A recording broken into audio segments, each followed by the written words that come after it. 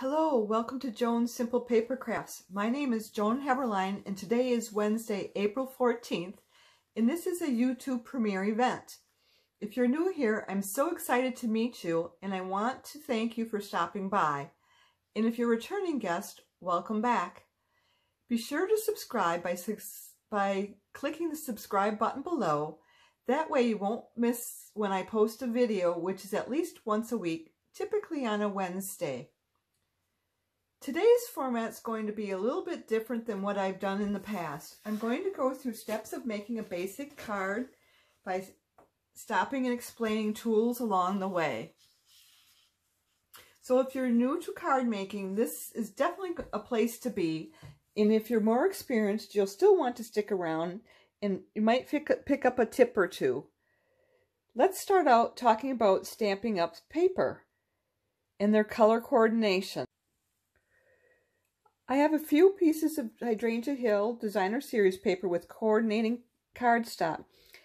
The cardstock has a lot thicker weight to it than what I can find at local craft stores. That makes it great for any 3D projects you might want to use it for, as well as for card bases. You can see how well color coordination works here. Now I've introduced their color coordinating stamp pads and Stampin' blends. Yep, more color coordination.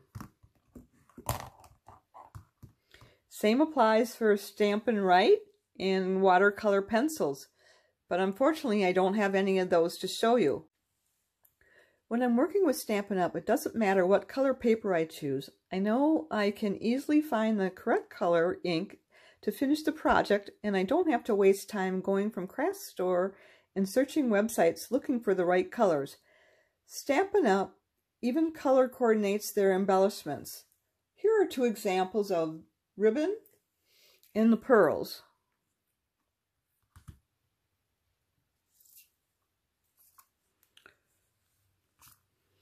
What a great time saver. Look nowhere else when you need paper for your card base or background pieces for your stamped images.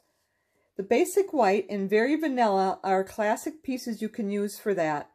When you stamp on paper, it absorbs the color quickly, and the paper has a smooth finish to it so that it receives the ink without breaking up the paper when using the markers. When you fold the paper, you'll get a nice, clean, crisp edge, and I never realized before I started working with Stampin' Up how much difference there is in quality paper. Now I won't use any other paper for my projects.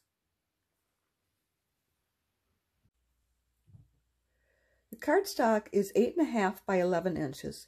For a standard A2 card, you would need to use half a sheet of cardstock, which is 5.5 by 8.5, scored at 4.25 inches. I typically score and cut for 2 cards when I'm making cards. But before we do that, let's talk about paper trimmers. I have a short story I'd like to tell you. About a year ago, my trimmer broke and I needed to purchase another one. So my key features I was looking for was a large cutting bed. So that's this surface here. And readable measurements. And replaceable blades. It didn't take me long to see that Stampin' Up's paper trimmer not only met that criteria, but had several other features that I liked.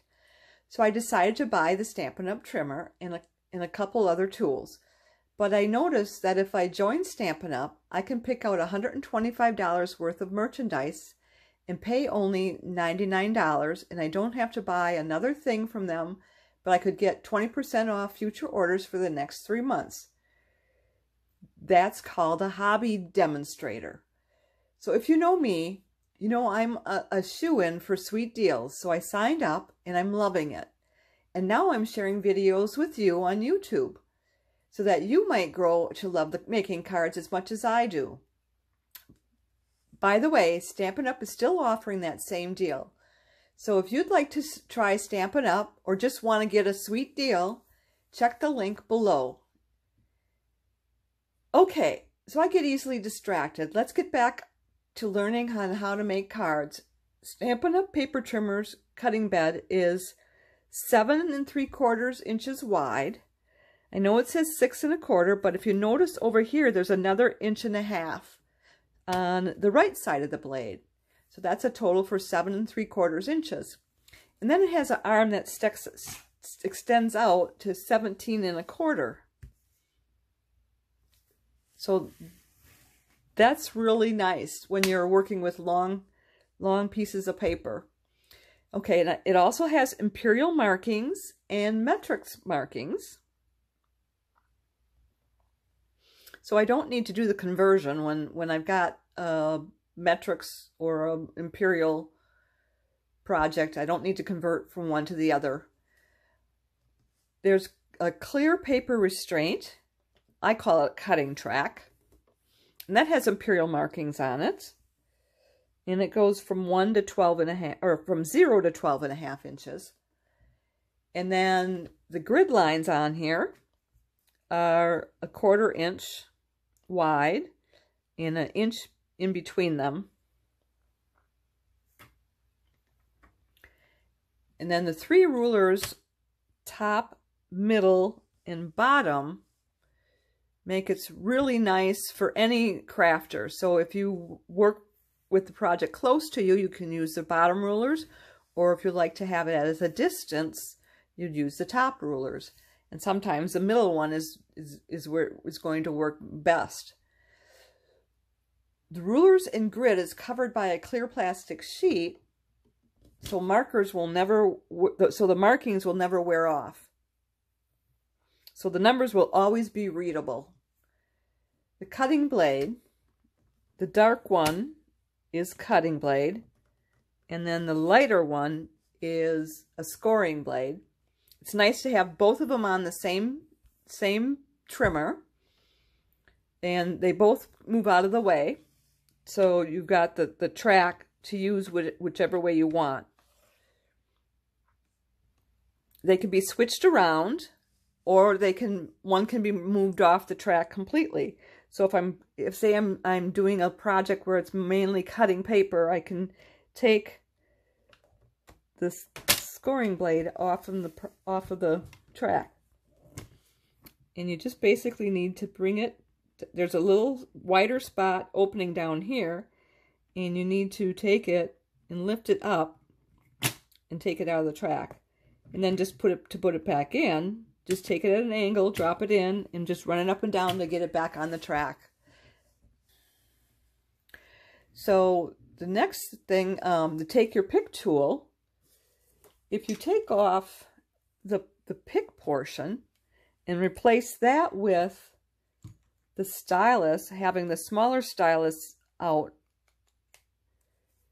it'll fit into the track, and you can use that to score your paper as well. I think that's everything about the trimmer. I have a few more clips about the Take Your Pick tool, so I'm going to show you those now. The Take Your Pick tool is great for many features. One I like is putting on the Stampin' dimensionals. You can scoop it up.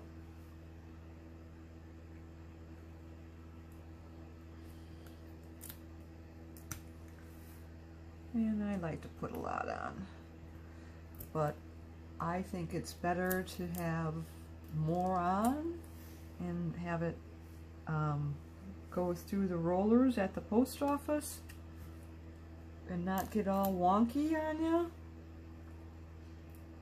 It's only about a penny for a little dimensional, so I think it's worth it.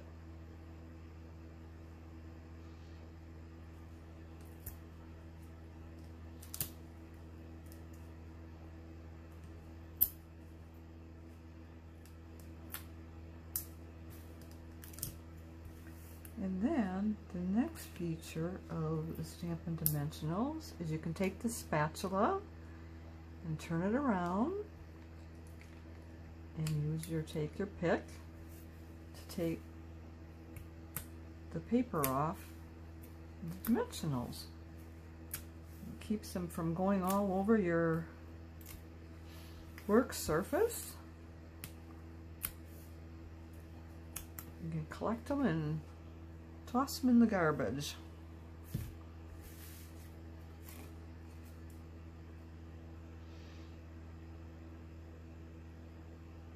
And that gives you a little more surface, raised surface there.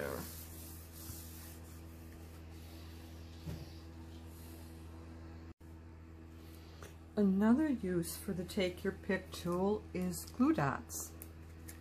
So just, it's easy to pull this off from here.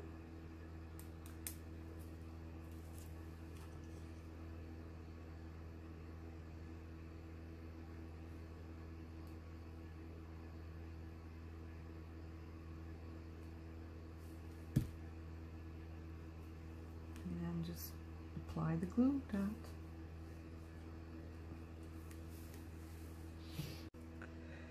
So the Take Your Pick tool can be used for these fine, delicate pieces. So if you can get that to lift that up.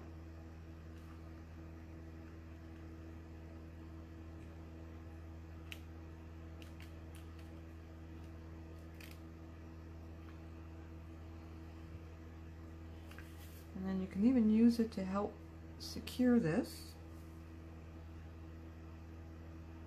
I'm not going to push it terribly down too far because I may need to shift it a little bit. Yeah, I'm going to have to shift it a little bit more.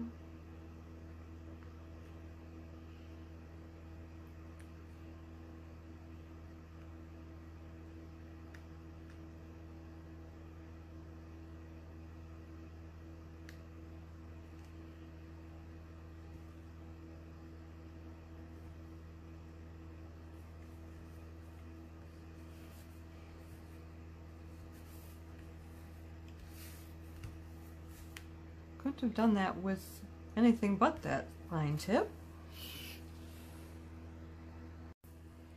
Now the next Take Your Pick tool attachment is this brush, and it comes with two of these foam pads, and what it does is it'll clean your dies. So it just releases the paper from the dies.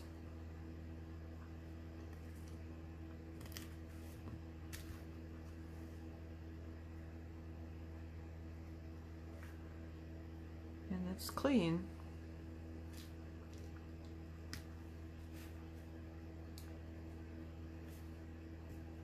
And if we want, it can release these too. So you just go on to the paper.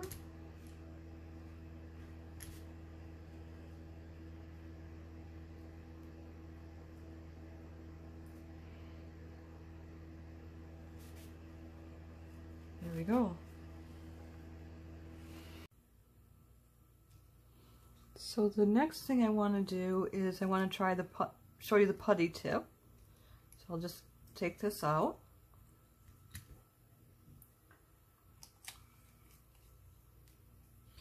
The putty tip is putty that comes out like a little tube. And what I do is I just kind of reform it at the top to get it all sticky again. And I don't think I need this right now. So it allows you to pick up your gems, and then you can move them onto your paper. So if you have glue on your paper, it'll stick to your paper. It also picks up little pieces of paper. And I want to show you, I don't know if I showed you this earlier, when you want to like make it like a flower, you got your little stylus, either the small one or the next size up, and just poke it in the middle on a foam mat, and it brings up the edges of the flower.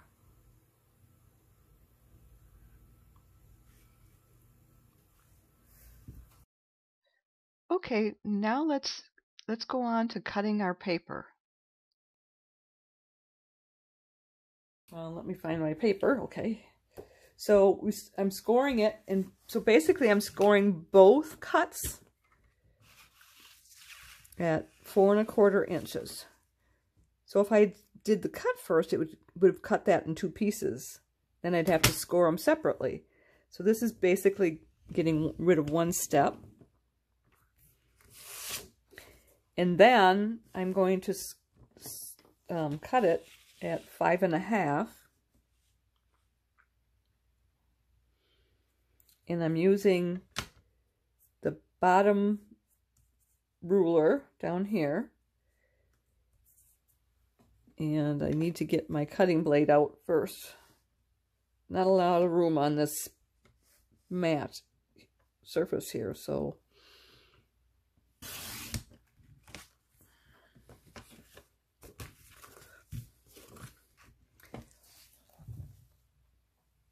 then next I'm going to fold and burnish them on this where we scored it.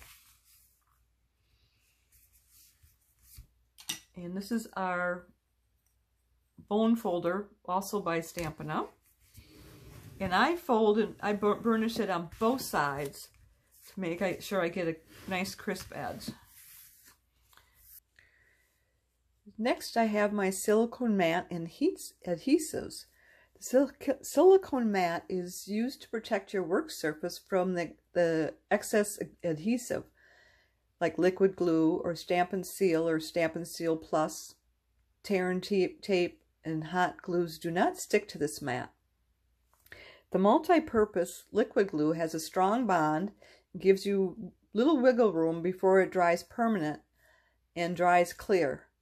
It's great for doing embellishments. I use it a lot when I'm doing videos, but I put my glue into this smaller bottle because it's a little bit easier for me to grip, and it has a needle nose tip to it, which makes it a finer line of glue, less chance of getting globs of glue out on the paper. But the bottle itself has a pen tip. Let me show you. And then it also has a broad tip.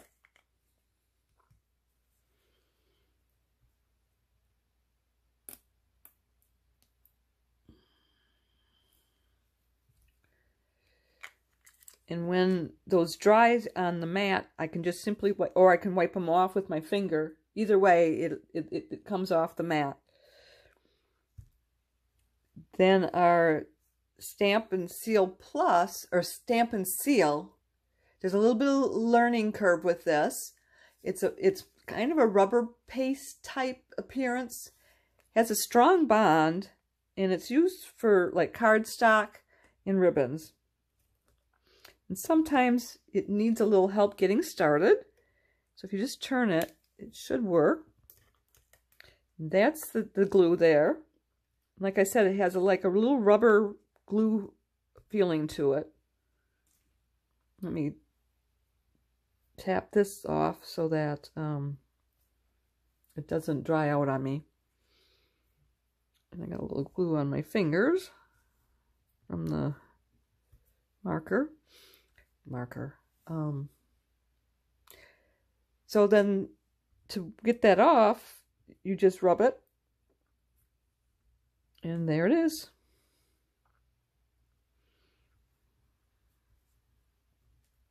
And then the Stampin' Seal Plus, this is also a permanent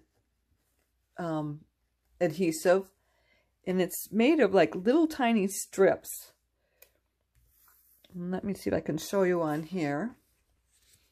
And if the strips goes off the edge of the paper, you can just fold it back onto the paper. It holds heavier layers, and it's great for 3D projects. So let me do this. We don't need that much glue, so I'm going to just break it up a little bit here on the side. Need a little help getting started again. what I just did is I just ran it on the rubber, and it just is silicone mat, and it got started again. I have to have it go parallel to me. I don't know why that is. Some people can do it perpendicular, and usually doing diagonals like that don't usually work as well. So I'm going to just place this down, but as you can see, there's glue on there, and there should be enough room for 1/8 of an inch border all the way around. And like I said, this has it's permanent, so you don't want to lay it down till you know that you have it in the place that you want it to be. And the last one is our tear and tape. This also has a strong bond, and it's great for 3D projects where you need extra adhesion for all the tugging and pulling you get with a 3D project, or like a fun fold card as well. It's also good for large embellishments. All these adhesives are acid-free. Typically, you want to have this piece of paper 1/4 inch shorter in measurements. So the dimensions of this first layer should be 4 inches by 5 1/4 inches. That gives you this 1/8 of an inch border. Now let's look over our ink pads. We have several to choose from. We have StazOn, which is used for stamping images that will be watercolored with watercolored markers. It can also be used on non-porous surface, such as cling wrap that you can wrap up cookies with, and acetate sheets that can be used for like windows in your cards. It'll leave a stain on your stamps, but there is a StazOn cleaner that can be used. It will take off the StazOn ink, but the stain will still be there. You can also use it to help prime a new stamp. So just remember, you want to use a water-based marker. You never want to use those for mementos. The next one would be mementos. That's where you want to use the alcohol-based markers. You don't ever want to use an alcohol-based marker with a StazOn ink, because it will bleed the ink. So the Memento ink is used for stamping image that will be colored by the Stampin blends. This is the general purpose ink pad. Then our Versamark, that's used for making tone-on-tone or a watermark effect.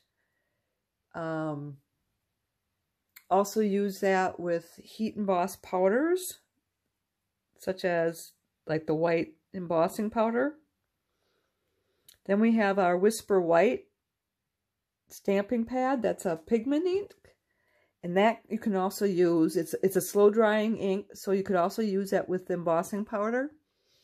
It's also a good one to use to create an opaque look on a darker colored card. The last one is our classic stamp pad, which is a water-based style ink. And we have over 50 colors. Let me get out our catalog so you can look at all the colors.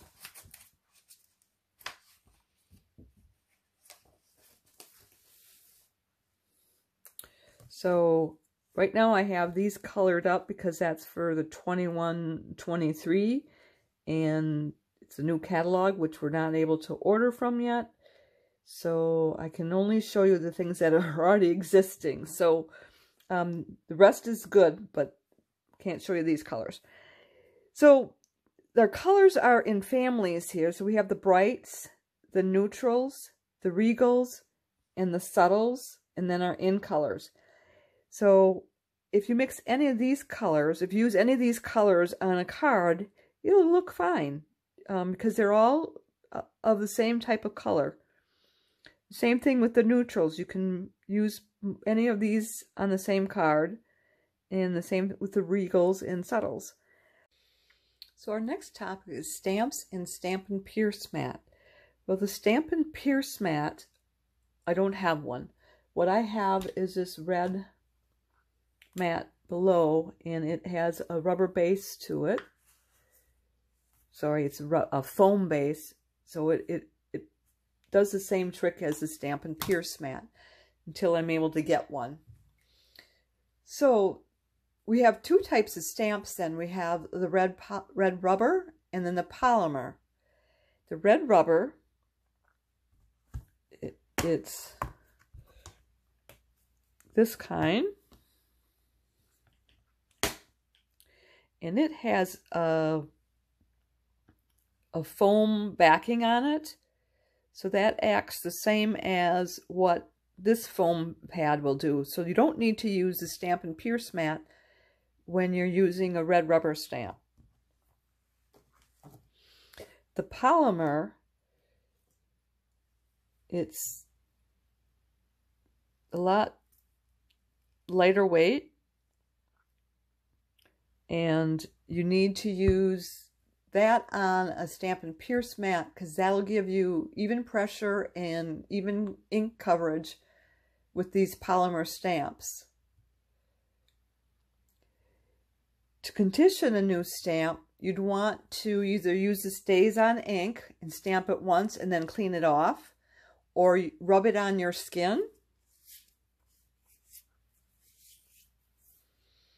And then you want to make sure you're using the same size block as the stamp. So there's very little excess block on the edges here. And that'll keep those clean, you know, when you're stamping. So if you happen to rock your stamp a little bit, you won't get ink on those edges.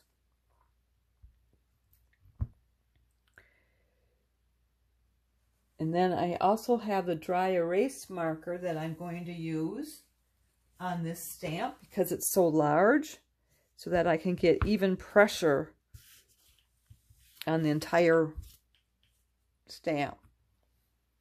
Then I'll make sure I do use my Stampin' Scrub after each use of the stamp. So let me get out our paper here. I've got a piece of vanilla, berry vanilla, which is 3 inches by 4.5 inches. Again, that's a 1/4 inch smaller. Nope, it's not a 1/4 inch smaller because we have a lot more space on that card. So this is what we're going to try to achieve. And so it's a lot smaller than a 1/4 inch.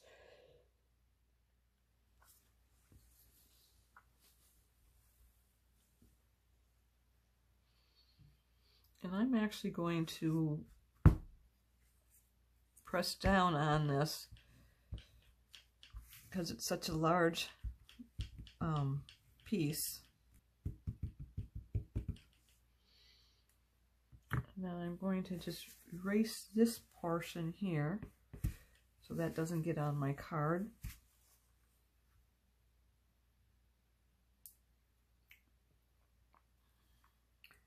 And I'm just, my head will probably get in here, but I need to go over the top of this and make sure we've got it coming down in the right spots. So I'm lowering it, and then I'm just going to use this to apply even pressure.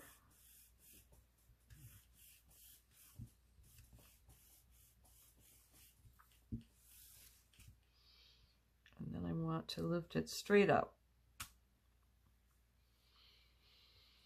And I'm going to cap off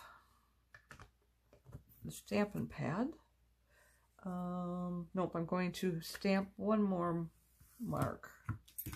So we've got this thank you. Let me get that on there too. And I should have did this before, but I didn't remember.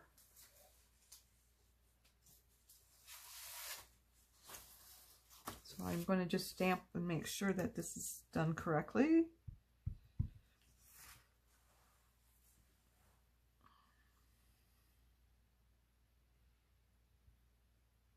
And it's small enough I don't need to use that eraser. I can just use my finger there. Now I can put this away. And I am going to stamp off. I'm stamping off in order to clean the excess ink off the stamp. This will keep the Stampin' scrub a lot cleaner.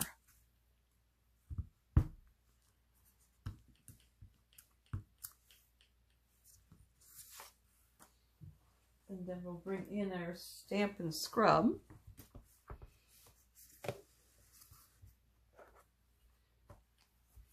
And as you can see up here, there is a water droplet.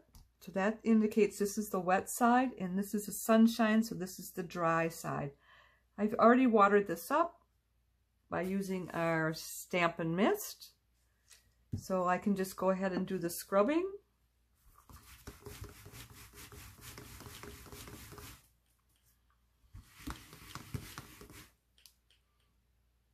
I think that went real well. Same thing with this one.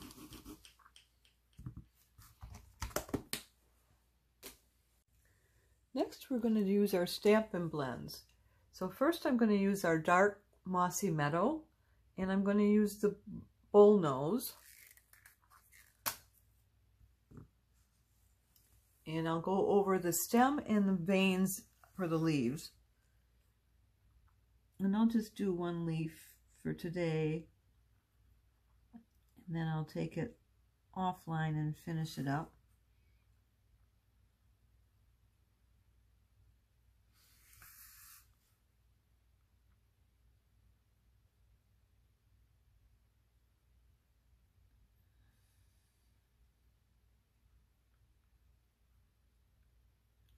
So I'm just going over the veins that are already in there. And then I'm going to take the light Mossy Meadow and go over the top of that with the wide marker. And I'm just going to push it right up to the, close to the edge. Not quite actually into the edge, because it will continue to go in the direction that I'm pushing. And if I pushed right up to the edge, it would bleed outside the lines. And then I'd have to go back and try and clean that up. So that's what we've got there, and I'll do the rest of that, the leaves, later. Then the next thing we want to do is our light Rococo Rose. So what we're going to do is we're going to take this and we want the wide tip. So we take the wide tip and we're going to go over the flower.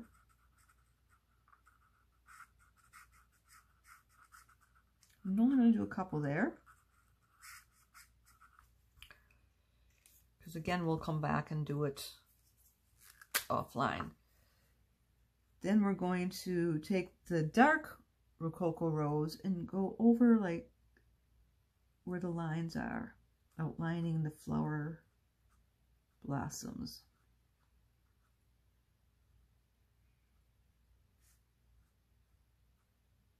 And then we'll come back with the light, and then we'll blend that in.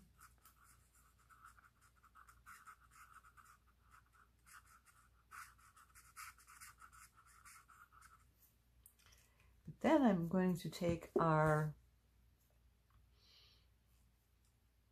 color lifter, and I'm just going to come and kind of touch a few spots, maybe to erase some of the coloring. So it looks like some of these leaves are lighter than the other.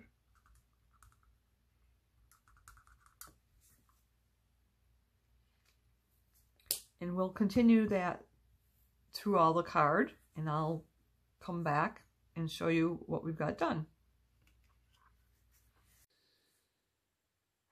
Okay, I've got all my coloring done. Now we can adhere it to the front of the card. And I think we'll just use our multi-purpose glue.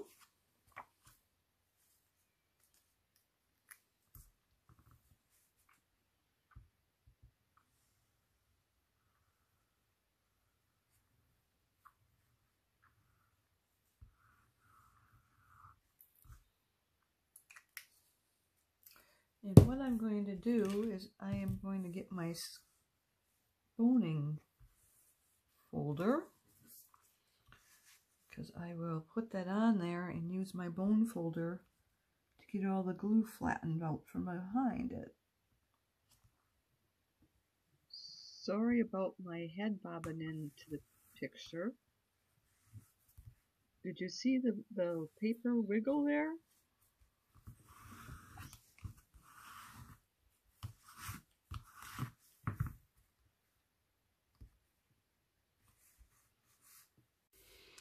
Well, now that we're done with that card, I'd like to show you another one.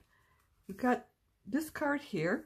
Looks pretty much the same, but there's a few differences. I've die cut this image and raised it up with dimensionals. And as you can see, there's dimensionals between this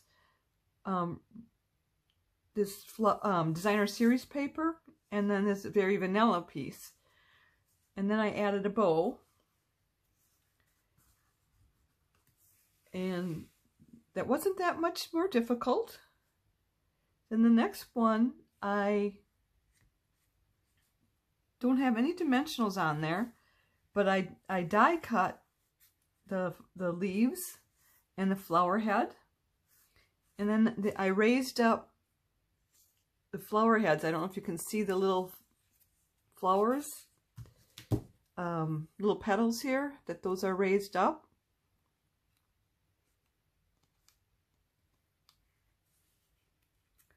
And then I added a ribbon going around the band right here.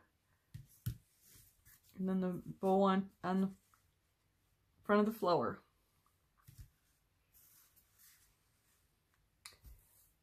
I hope you learned a lot from this video and tried to make a card or two. Leave a comment to let me know how it turned out. I'd love to know what card you make. And now, if you enjoyed today's video, would you do me two favors? Click the thumbs up emoji, which means you like it. And would you share it on social media with your crafting friends and pin it to Pinterest? These actions will help me to keep sharing my ideas with other crafters for free, and I'd really appreciate that. Be sure to click the subscribe button below so you won't miss any future videos. If you have any questions, be sure to reach out to me. I'm here to help in any way that I can. If you don't have a Stampin' Up! Demonstrator, I'd love to be your demonstrator. Just reach out to me.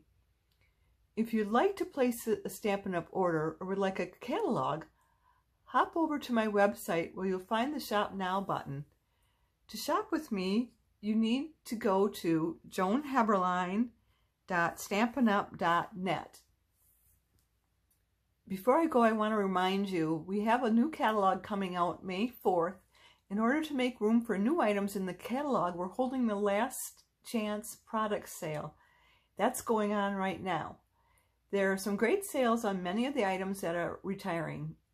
You'll want to purchase early because it's a save while supplies last.